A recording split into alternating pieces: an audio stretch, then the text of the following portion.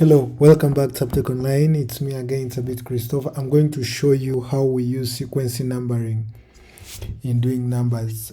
So if this is serial numbers and this is task, I know as usual it will be someone will do 1, do 2, 3, 4, 5, 6, going forward.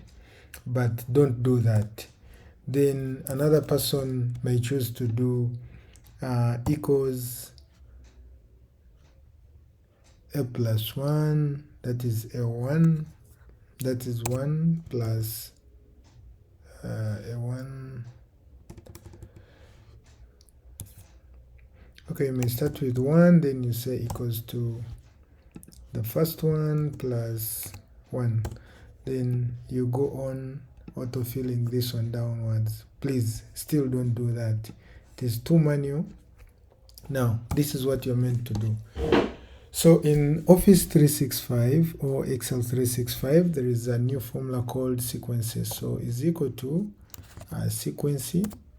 That is it. So if I want to do 20 or 30 rows, I'll just put a 30, close brackets and enter, and it automatically drops it down. So now there is another way how you can do this. Remember, this is an array.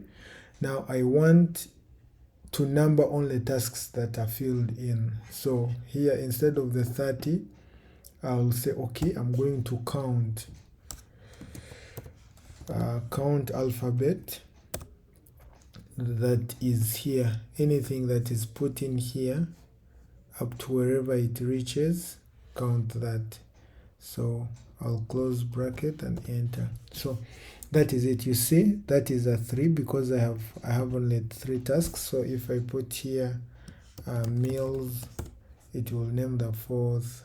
Put here greeting, it will name that. I put here gifts, it will name that. So go ahead, subscribe to this channel, give us a thumbs up if this has been helpful to you, and meet you in the next video. Bye bye.